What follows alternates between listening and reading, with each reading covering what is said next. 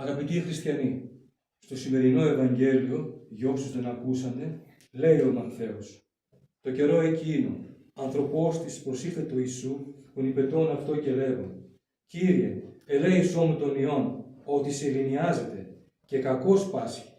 Πολλάκις δε πήχτη εις το πυρ, και πολλάκις εις το είδωρ. Σε ελληνιάζεται». Γιατί λέει ο πατέρας του εδώ, σε ελληνιάζεται? Τι συνέβαινε εκείνον τον καιρό? Οι αρχαίοι βλέπαν ότι την ημέρα της Πανσελήνου γινόντουσαν πολλά κακά. Δηλαδή, άνθρωποι οι οποίοι είχαν είτε από παθολογικά αίτια την γνωστή αρρώστια επιληψία, είτε όμως και από δαιμονική επίρρεια, ότι αυτή η αρρώστια προέρχεται είτε από φυσικά αίτια παθολογικά που χρήζονται οι ιατρού, είτε όμως και από τον διάβολο. Τότε λοιπόν παρατηρούσαν την ημέρα της Πανσελήνου οι άνθρωποι αυτοί που είχαν κατά κάποιο τρόπο κάποια τρελή συμπεριφορά, κάποια παράλογη συμπεριφορά, δαιμονιζόντουσαν. Τι συνέβαινε? Δεν είναι φυσικά ότι έφταιγε η σελήνη. Απλά οι μάγοι και οι μάγισσες διάλεγαν την ημέρα της Πανσελήνου και μαζεύονταν σε έρημους τόπους και εκεί αφού κάναν πρώτα διάφορα όργια, γιατί πρώτα προηγούνται τα όργια, για να έρθει ο διάβολος και να ευδοκιμήσει να εισακούσει τις προσευχές των μάγων, γίνονται πρώτα όργια και πολλές φορές και ανθρωποθυσίες. Το κάναν λοιπόν τα μάγια και είτε σε ανθρώπους τα στέλνανε καινούρια, είτε σε κάποιους άλλους τους οποίους είχαν κάνει εκείνη τη μέρα τα ανανεώνανε. Γι' αυτό και ο γέροντάς μου, όποτε ήθελε να διαβάσει κάποια δαιμονισμένη, μας έλεγε ότι τουλάχιστον θα χρειαστούν 7 εξορκισμοί, αλλά θα πρέπει να γίνεται ο κάθε εξορκισμός πριν γεμίσει το φεγγάρι. Μετά από 25 μέρες, γιατί ο μάγος ή η μάγισσα πήγαινε πάλι και τα ξανανέωνε. Πριν γεμίσει το φεγγάρι πρέπει να γίνει ο δεύτερος εξορκισμός, μετά ο τρίτος και ούτω καθεξής.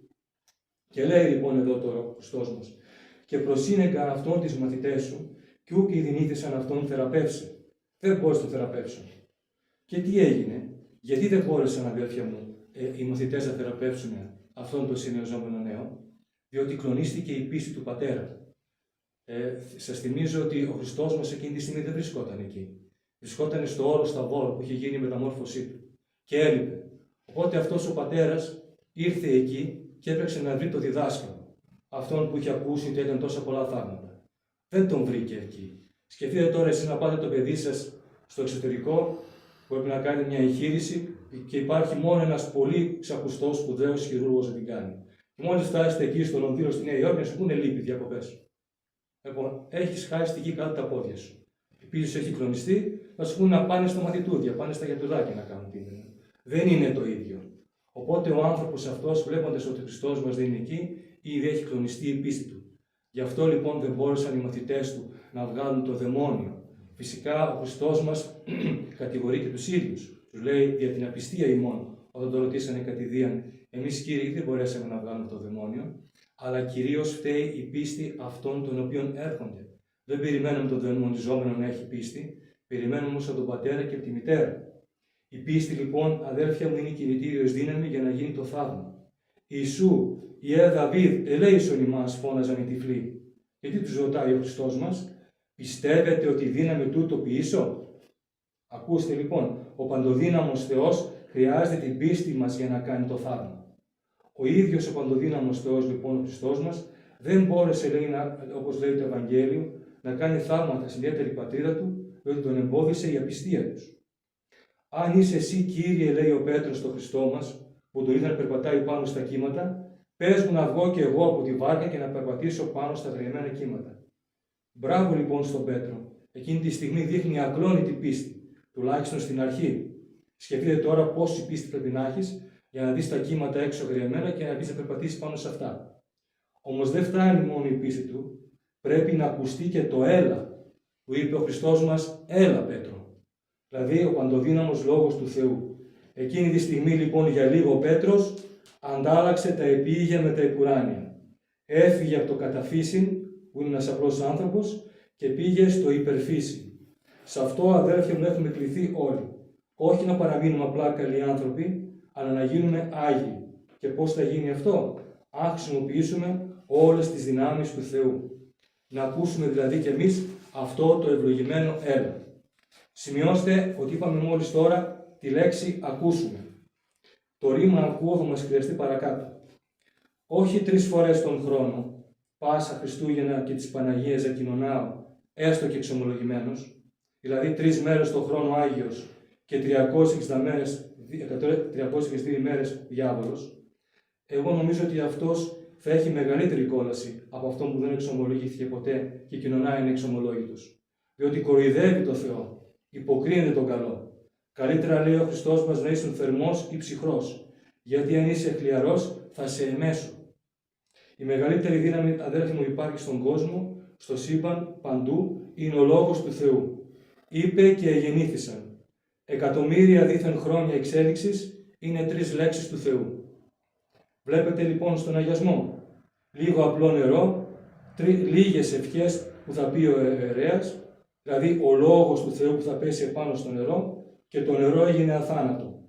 Έγινε αιώνιο, αυθαρτοποιήθηκε. Ο άνθρωπος που εξομολογείται, αν δεν ακούσει στο τέλος τη συγχωρητική ευχή και το όλα συγχωρεμένα από το πνευματικό, είναι μηδένιστο πηλίκον.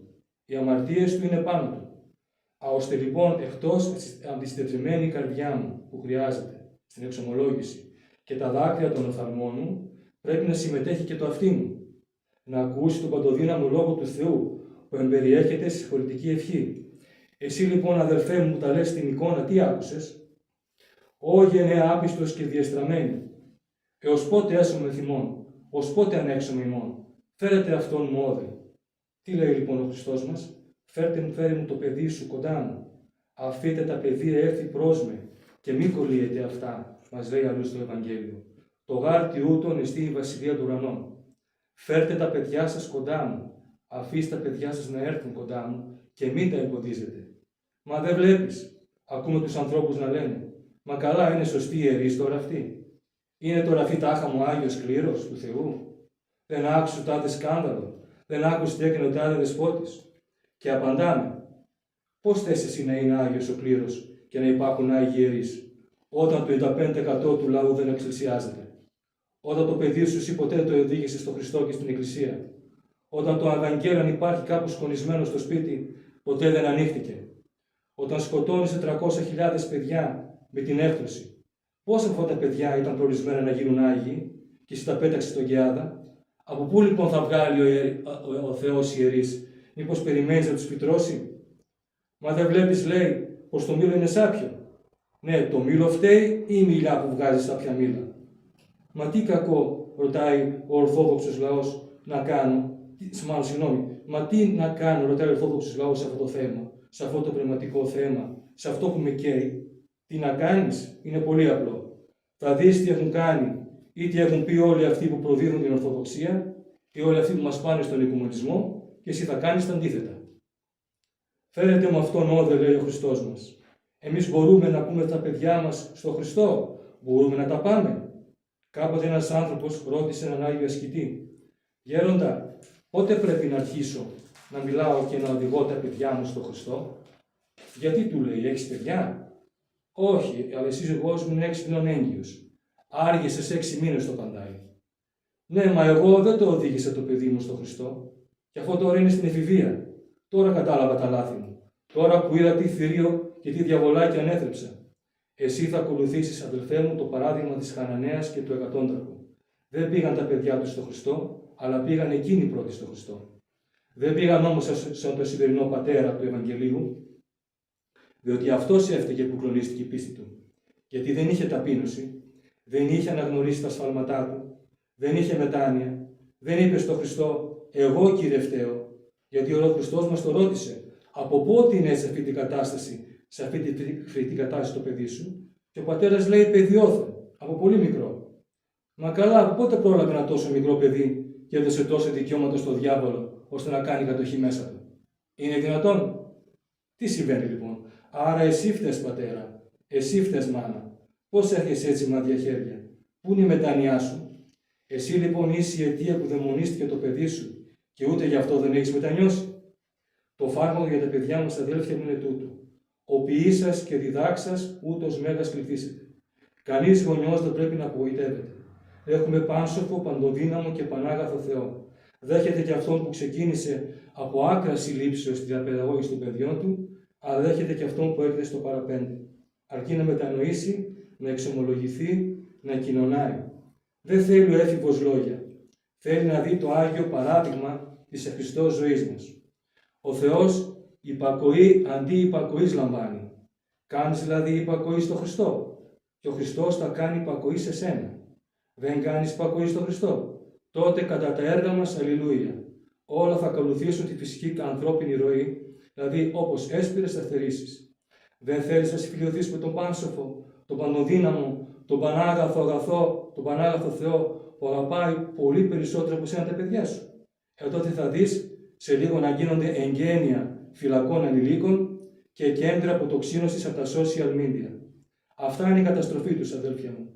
Από τα 8 τους χρόνια κρατάνε στα χέρια τους smartphone και μπαίνουν σε ό,τι ανήθικο, βρωμερό και δαιμονικό θέλουν και εισέρχεται ο διάβολος από τις αισθήσεις τους και τα καθιστά υποχείριο. Αδέλφια μου, υπάρχει μια ιστορία που ένα παιδάκι 9 χρονών πάει στη μάνα του και του λέει: «Μαμά, ο Νίκος που ήταν 11 χρονών, πιο μεγάλος, μου έδειξε πως κάνετε παιδιά. Πω μαμά, ιδία είναι. Πάρε τώρα αυτό το παιδί και βγάλ' το αυτά που είδε σε αυτό το κινητό, σε αυτό το smartphone». Αδέρφια μου, υπάρχει μια πολυέσπρεχνη μάνα στον ουρανό. Είναι το εκλεκτότερο σκεύος εκλογής του ανθρωπίνου γένους. Είναι η Παναγία μας. Ήδη έχει ξεκινήσει η νηστεία του 15 Αύγουστου. Είναι πολύ εύκολη η νηστεία. Είναι 14 μέρες. Αν βγάλουμε τα 2 Σαββατοκύριακα που τρώμε λάδι, γιατί άμα τρως λάδι δεν νηστεύεις, μένουν 10. Βγάλε και τη μία που είναι τη μεταμορφώση που τρώμε ψάρι, 9 μέρες νηστεία είναι. Ελάτε λοιπόν όλοι να γονατίσουμε, να την τιμήσουμε, να νηστεύσουμε, να κλάψουμε για τις αμαρτίες μας. Και τότε μετανοημένοι να της πούμε: Παναγία μας, σώσε εμάς και τα παιδιά μας. Αμήν.